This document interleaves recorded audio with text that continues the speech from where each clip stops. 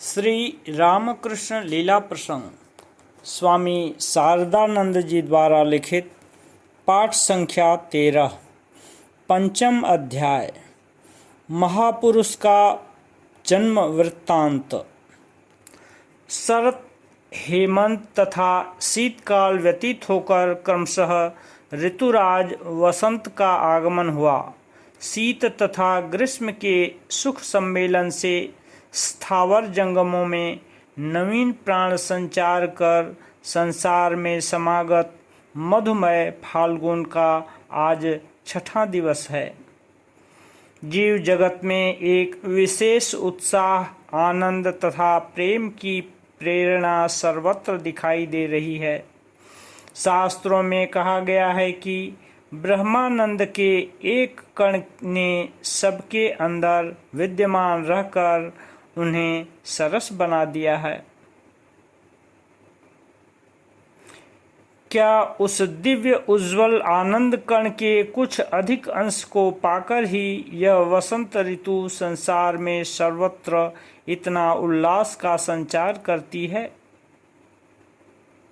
चंद्रा देवी की शंका तथा पतिदेव की कल्पनानुसार आश्वासन प्राप्ति। श्री रघुवीर के भोग के लिए रसोई बनाती हुई श्रीमती चंद्रा देवी उस दिन अपने हृदय में एक दिव्य आनंद का अनुभव कर रही थीं, किंतु उन्हें अपना शरीर अत्यंत अवसन्न प्रतीत होने लगा। सहसा उनको यह ख्याल हुआ कि शरीर की दशा को देखकर कुछ भी नहीं कहा जा सकता है।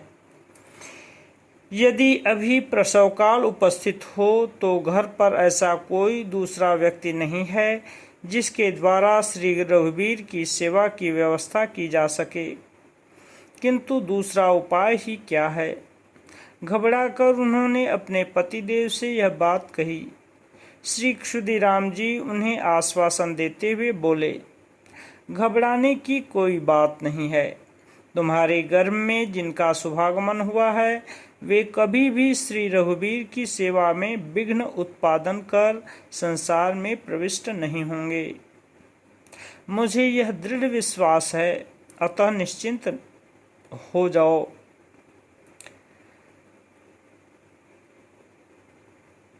श्री ठाकुर जी की सेवा आज तुम अवश्य ही कर सकोगी।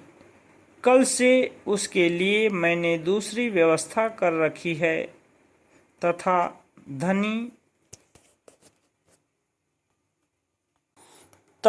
धनी को आज रात से ही यहाँ सोने के लिए कह दिया गया है। पतिदेव की बात को सुनकर श्रीमती चंद्रा देवी में मानो नवीन बल का संचार हुआ और वे आनंदित होकर घर के काम काज करने लगीं। वास्तव में उनका कहना ठीक निकला। उस दिन श्री रघुवीर के मध्याह्न भोग तथा सायंकालीन सेवा कार्य आदि निर्विघ्न रूप से संपन्न हो गए। रात में भोजनादि करने के पश्चात श्री क्षुदीराम जी तथा रामकुमार जी अपने शयन कक्ष में प्रविष्ट हुए तथा धनी आकर चंद्रा देवी के साथ एक ही कमरे में सो गई। जिस कमरे में श्री रघुवीर विराजमान थे उसके सिवा उस मकान में रहने के लिए 2 झोपड़ियां और एक रसोई घर था तथा अन्य एक छोटी सी कुटिया में एक और धान कूटने की एक ढेंकली और धान सिझाने के लिए एक चूल्हा था। स्थानाभाव के कारण इसी कुटिया को सूतिकागार बनाने का निश्चय पहले से ही किया जा चुका था। गदाधर का जन्म। रात्रि व्यतीत होने में लगभग अर्धघटिका अवशिष्ट थी। उस समय श्रीमती चंद्रा देवी को प्रसव पीड़ा होने लगी। धनी की सहायता से वे उस कुटिया में जहां धान कूटने की ढेंकली थी जाकर लेट गईं और तत्काल ही उन्होंने एक पुत्र प्रसव किया। श्रीमती चंद्रा देवी की तात्कालिक व्यवस्था करने के पश्चात नवजात शिशु की सहायता के लिए अग्रसर होकर धनी ने देखा कि पहले जहां उसे रखा गया था वहां से वह कहीं अंतर्हित हो चुका है। भयभीत होकर उसने दीपक को तेज किया और चारों ओर ढूंढने लगी। अंत में देखा कि रुधिरादि से भींगी हुई जमीन पर क्रमशः फिसलता हुआ धान सिझाने के चूल्हे के अंदर प्रविष्ट हो वह राख में लिपटकर चुपचाप पड़ा हुआ है। तब धनी ने धीरे से उसे उठा लिया तथा उसके शरीर को साफ कर दीपक के प्रकाश में ले जाकर देखा कि अद्भुत सुंदर बालक है तथा देखने में 6 महीने के बच्चों जैसा हृष्ट पुष्ट है। पड़ोसी लाहा बाबुओं के घर से तब तक प्रसन्न इत्यादि चंद्रा देवी की 3-4 सहेलियां समाचार पाकर वहां उपस्थित हुईं। धनी ने उनसे पुत्र जन्म की घोषणा की एवं पवित्र गंभीर ब्राह्म मुहूर्त में श्री क्षुदिराम जी की तपः पुनीत कुटी शंख ध्वनि से पूर्ण हो उठी और वहां से महापुरुष की शुभागमन वार्ता संसार में प्रचारित हुई। गदाधर के शुभ जन्म मुहूर्त के संबंध में ज्योतिष शास्त्र अनुसार विचार। तदनंतर नवजात शिशु का जन्म लग्न विचारने में प्रवृत्त हो शास्त्र कुशल क्षुदिराम जी ने देखा कि विशेष शुभ मुहूर्त में बालक इस संसार क्षेत्र में प्रविष्ट हुआ है। बंगला फाल्गुन 6 सन 1242 शकाब्द 1757 दिनांक 17 फरवरी 1836 ईस्वी शुक्ल पक्ष बुधवार रात की 31 घड़ी व्यतीत होने के बाद अर्धघटिका मात्र अवशिष्ट काल में बालक का जन्म हुआ है। शुभ द्वितीया तिथि उस समय पूर्व भाद्रपद नक्षत्र के साथ संयुक्त रहने के कारण सिद्धि योग का उदय हुआ था। बालक के जन्म लग्न में सूर्य चंद्र तथा बुध एक ही स्थान में विद्यमान हैं और शुक्र मंगल तथा शनि तुंग दशा को प्राप्त कर उसके जीवन की विशेषता का परिचय दे रहे हैं। महामुनि पराशर जी के मतानुसार राहु तथा केतु या दोनों ग्रह जन्म के समय तुंगस्थ थे। साथ ही बृहस्पति तुंगाभिलाषी होकर अवस्थित रहने के कारण बालक के भाग्य पर विशेष शुभ प्रभाव विस्तार कर रहा है। राशि के अनुसार गदाधर का नाम। तदनंतर नवजात बालक के जन्म नक्षत्र का विचार कर विशिष्ट ज्योतिषियों ने उनसे कहा कि जिस उच्च लग्न में बालक ने जन्म लिया है उसके बारे में ज्योतिष शास्त्र का यह स्पष्ट निर्देश है कि ऐसे लग्न में जन्म लेने वाले व्यक्ति धर्मवेत्ता तथा सम्माननीय होंगे और सर्वदा पुण्य कर्म के अनुष्ठान में रत रहेंगे। अनेक शिष्य परिवृत होकर वे किसी देव मंदिर में निवास करेंगे तथा नवीन धर्म संप्रदाय का प्रवर्तन कर श्री नारायण के अंश संभूत महापुरुष के रूप में संसार में सर्वत्र प्रसिद्धि लाभ करके सभी लोगों के पूज्य बनेंगे। धर्मस्थानाधिपे तुंगे धर्मस्थे तुंग खेचरे गुरुणा दृष्टि संयोगे लग्ने से धर्म संस्थिते केंद्र स्थान गते सौम्ये गुरौ चैवतु कोणभे स्थिर लग्ने यदा जन्म संप्रदाय प्रभु ही सह। श्री क्षुदिराम जी यह सुनकर विस्मित हो उठे। कृतज्ञ हृदय से वे सोचने लगे कि गया धाम में उन्होंने जो स्वप्न देखा था वह सचमुच सत्य प्रमाणित हुआ। तदनंतर जात कर्मादि संपन्न करने के पश्चात राशि के अनुसार बालक का नाम श्री शंभु चंद्र रखना उन्होंने निश्चय किया तथा गया धाम के विचित्र स्वप्न की बात को स्मरण कर सबके समक्ष बालक को श्री गदाधर नाम से अभिहित करने का निर्णय किया। गदाधर की जन्म कुंडली। श्री रामकृष्ण देव की अद्भुत जन्म कुंडली के साथ उनकी जन्मपत्री के कुछ अंश पाठकों की सुविधा के लिए नीचे दिए जा रहे हैं। ज्योतिष शास्त्र का ज्ञान रखने वाले पाठक वर्ग उनको देखकर यह समझ सकेंगे कि उक्त विवरण भगवान श्री रामचंद्र, श्री कृष्ण, श्री शंकर तथा श्री चैतन्य देव आदि अवतार रूप से प्रसिद्ध पुरुषों की अपेक्षा किसी अंश में न्यून नहीं है। शुभमस्तु। शक नरपतेरतीताब्दयः 1757/10/5/59/28/29 बंगाब्द 1242 6 फाल्गुन बुधवार रात्रि अवसाने अर्धघटिका रात्रि अवशिष्ट रहते समय। कुंभ लग्ने प्रथम नवांशे जन्म। कुंभ राशि पूर्व भाद्रपद नक्षत्र के प्रथम पाद में जन्म हुआ है। रात्रि जात दंडादि 31/0/14 सूर्योदयादिष्ट दंडादि 59/28/29 अक्षांश 22/34 पलभा 5/1/5/10 चांद्र फाल्गुनस्य शुक्ल पक्षीय द्वितीया जन्मतिथि।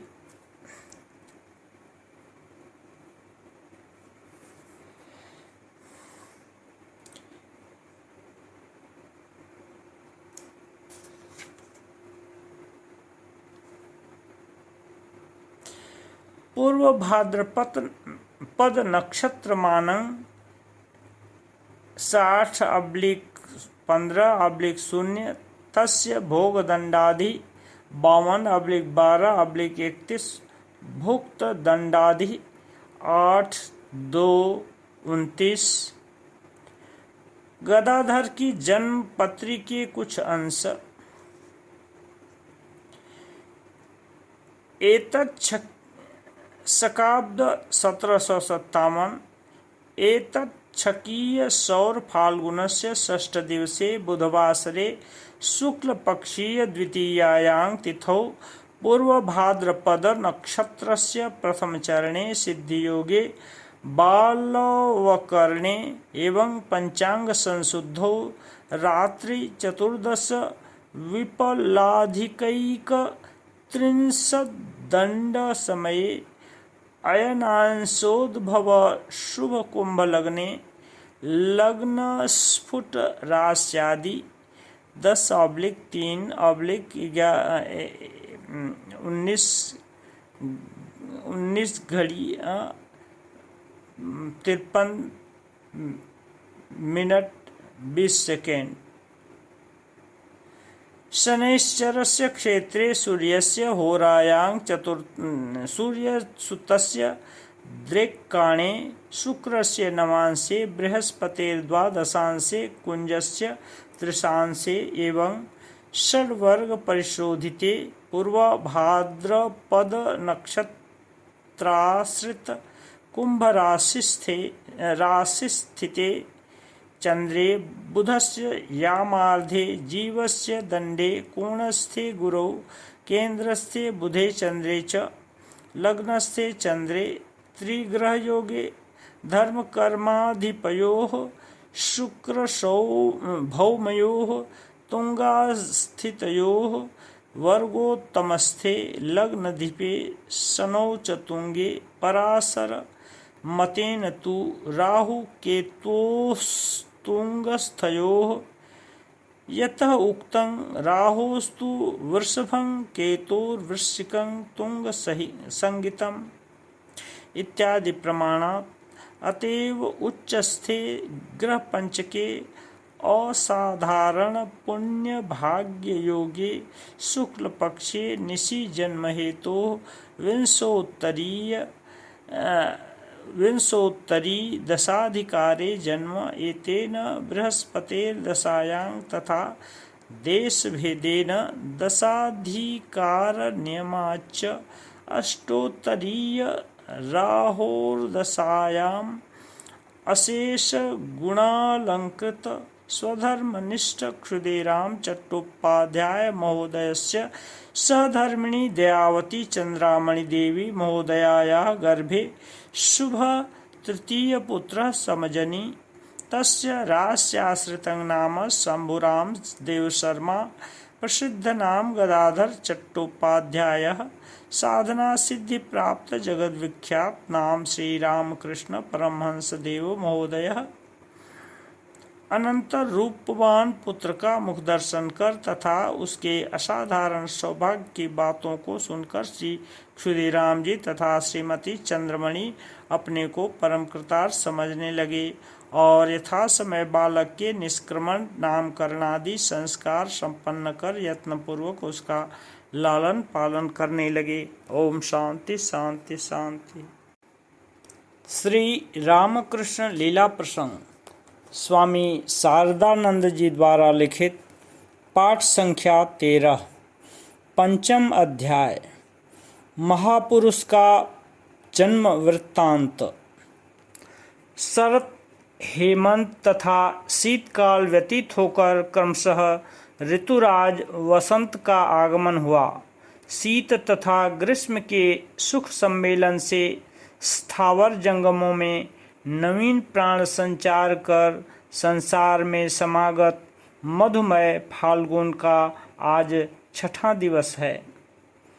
जीव जगत में एक विशेष उत्साह आनंद तथा प्रेम की प्रेरणा सर्वत्र दिखाई दे रही है। शास्त्रों में कहा गया है कि ब्रह्मानंद के एक कण ने सबके अंदर विद्यमान रहकर उन्हें सरस बना दिया है। क्या उस दिव्य उज्जवल आनंद कण के कुछ अधिक अंश को पाकर ही यह वसंत ऋतु संसार में सर्वत्र इतना उल्लास का संचार करती है? चंद्रा देवी की शंका तथा पतिदेव की कल्पनानुसार आश्वासन प्राप्ति। श्री रघुवीर के भोग के लिए रसोई बनाती हुई श्रीमती चंद्रा देवी उस दिन अपने हृदय में एक दिव्य आनंद का अनुभव कर रही थीं, किंतु उन्हें अपना शरीर अत्यंत अवसन्न प्रतीत होने लगा। सहसा उनको यह ख्याल हुआ कि शरीर की दशा को देखकर कुछ भी नहीं कहा जा सकता है। यदि अभी प्रसवकाल उपस्थित हो तो घर पर ऐसा कोई दूसरा व्यक्ति नहीं है जिसके द्वारा श्री रघुवीर की सेवा की व्यवस्था की जा सके, किंतु दूसरा उपाय ही क्या है? घबराकर उन्होंने अपने पतिदेव से यह बात कही। श्री क्षुदिराम जी उन्हें आश्वासन देते हुए बोले, घबराने की कोई बात नहीं है। तुम्हारे गर्भ में जिनका शुभागमन हुआ है वे कभी भी श्री रघुवीर की सेवा में विघ्न उत्पादन कर संसार में प्रविष्ट नहीं होंगे। मुझे यह दृढ़ विश्वास है, अतः निश्चिंत हो जाओ।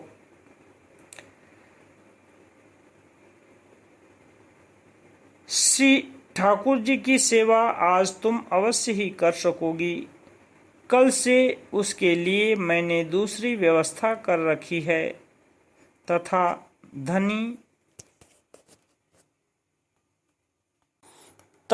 धनी को आज रात से ही यहाँ सोने के लिए कह दिया गया है। पतिदेव की बात को सुनकर श्रीमती चंद्रा देवी में मानो नवीन बल का संचार हुआ और वे आनंदित होकर घर के काम काज करने लगीं। वास्तव में उनका कहना ठीक निकला। उस दिन श्री रघुवीर के मध्याह्न भोग तथा सायंकालीन सेवा कार्य आदि निर्विघ्न रूप से संपन्न हो गए। रात में भोजनादि करने के पश्चात श्री क्षुदिराम जी तथा रामकुमार जी अपने शयन कक्ष में प्रविष्ट हुए तथा धनी आकर चंद्रा देवी के साथ एक ही कमरे में सो गई।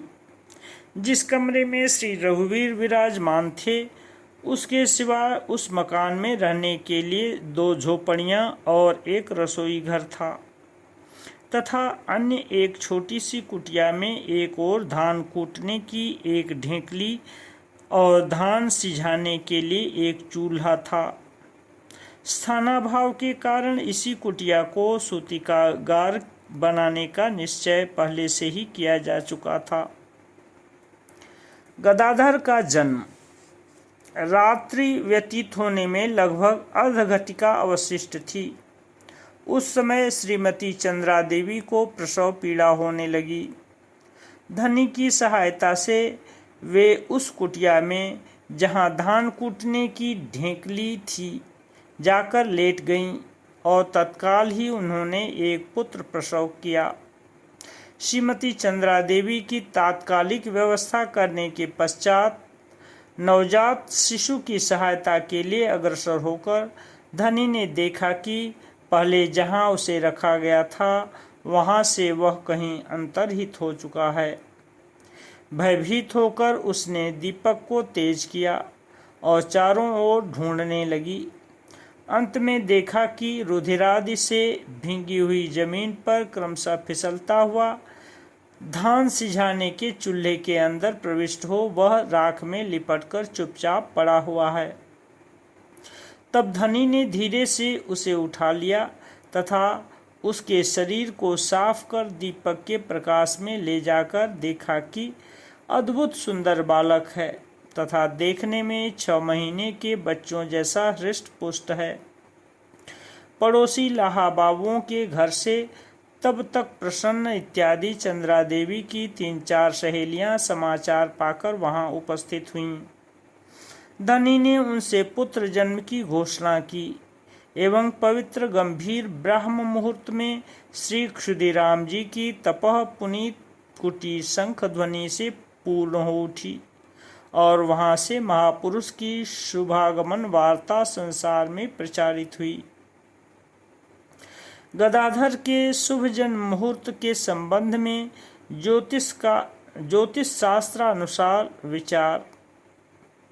तदनंतर नवजात शिशु का जन्म लग्न विचारने में प्रवृत्त हो शास्त्र कुशल क्षुदिराम जी ने देखा कि विशेष शुभ मुहूर्त में बालक इस संसार क्षेत्र में प्रविष्ट हुआ है।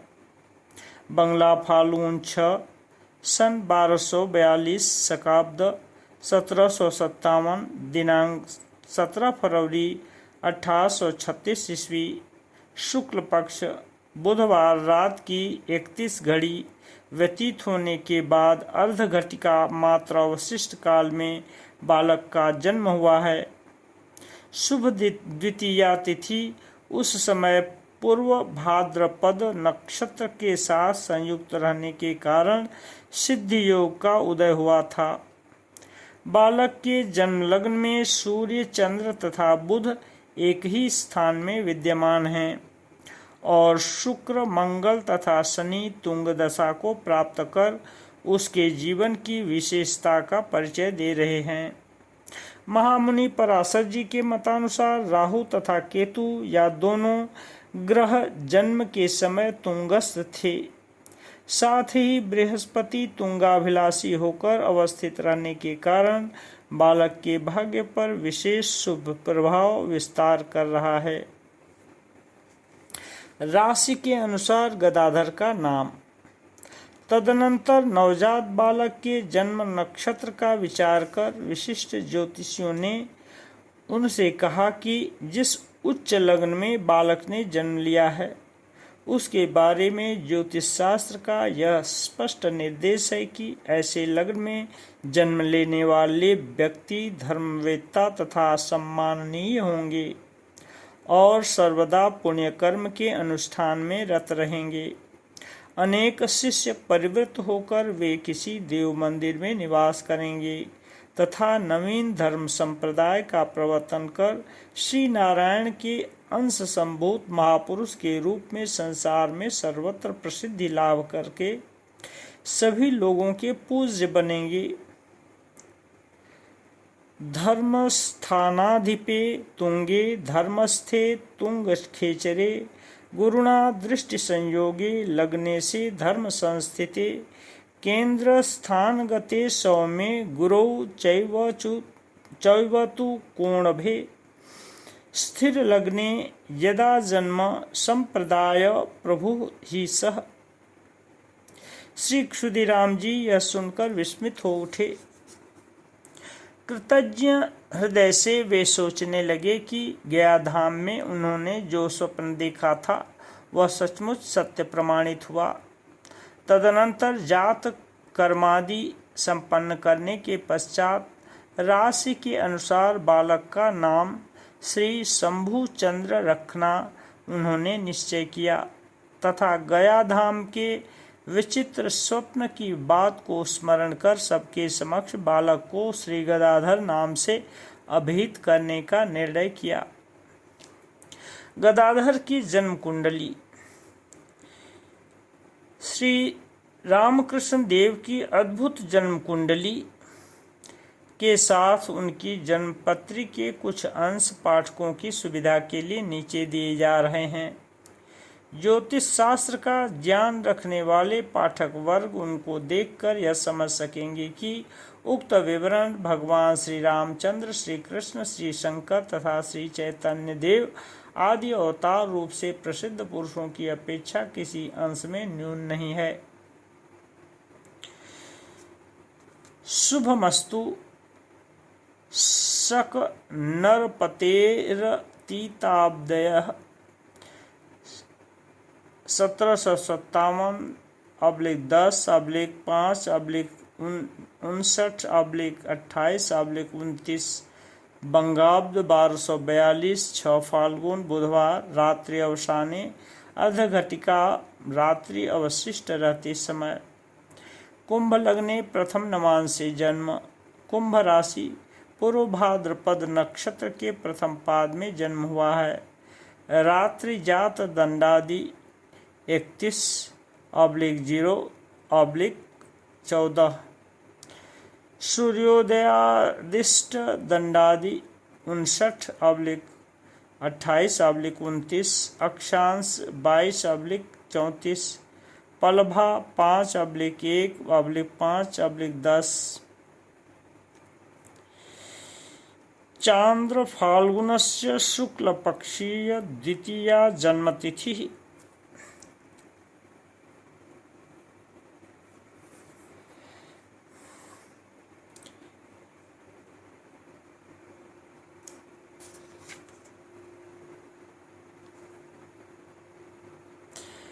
पूर्व भाद्रपद नक्षत्र मानं 60/15/0 तस्य भोग दंडाधि 52/12/31 भुक्त दंडाधि 8/2/29। गदाधर की जन्म पत्री के कुछ अंश। एतत् शकाब्द 1757। एतत् छकीय सौर फाल्गुनस्य षष्ठ दिवसे बुधवासरे शुक्ल पक्षीय द्वितीयायां तिथौ पूर्व भाद्रपद नक्षत्रस्य प्रथम चरणे सिद्धियोगे बालवकरणे एवं पंचांग संशुद्धौ रात्रि 14:विपलाधिकैक-30 दंड समये अयनांशोद्भव शुभ कुंभ लग्ने लग्न स्फुट राश्यादि 10/3/19 घड़ी 53:20। शनैश्चरस्य क्षेत्रे सूर्यस्य होरायां सूर्यसुतस्य द्रेक्काणे शुक्रस्य नवांशे बृहस्पतिर्द्वादशांशे कुंजस्य त्रिशांशे एवं षड्वर्ग परिशोधिते पूर्व भाद्रपद नक्षत्राश्रित कुंभ राशिस्थिते चंद्रे बुधस्य यामार्धे जीवस्य दंडे कोणस्थे गुरौ केंद्रस्थे बुधे चंद्रे च लग्नस्थे चंद्रे त्रिग्रहयोगे धर्मकर्माधिपयोः शुक्र भौमयोः तुंगास्थितयोः वर्गोत्तमस्थे लग्नधिपे शनौ च तुंगे पराशर मतेन तु राहु केतोस्तुंगस्थयोः यतः उक्तं राहोस्तु वृषभं केतुर्वृश्चिकं तुंगसंगीतम् इत्यादि प्रमाणात् अतएव उच्चस्थे ग्रहपंचके असाधारण पुण्य भाग्य योगे शुक्ल पक्षे निशि जन्म हेतु विंशोत्तरी दशाधिकारे जन्म एतेन बृहस्पतेर्दशायां तथा देशभेदेन दशाधिकारनियमाच्च अष्टोत्तरीय राहोर्दशायाम् अशेष गुणालंकृत स्वधर्मनिष्ठ क्षुदेराम चट्टोपाध्याय महोदयस्य सहधर्मिणी दयावती चंद्रामणि देवी महोदयायाः गर्भे शुभ तृतीय पुत्र समजनी तस्य रास्याश्रितं नाम शंभुराम देवशर्मा प्रसिद्ध नाम गदाधर चट्टोपाध्यायः साधना सिद्धि प्राप्त जगद विख्यात नाम श्री रामकृष्ण परमहंस देव महोदयः अनंतर रूपवान पुत्र का मुख दर्शन कर तथा उसके असाधारण सौभाग्य की बातों को सुनकर श्री क्षुदीराम जी तथा श्रीमती चंद्रमणि अपने को परम कृतार्थ समझने लगे और यथासमय बालक के निष्क्रमण नामकरण आदि संस्कार संपन्न कर यत्नपूर्वक उसका लालन पालन करने लगे। ओम शांति शांति शांति।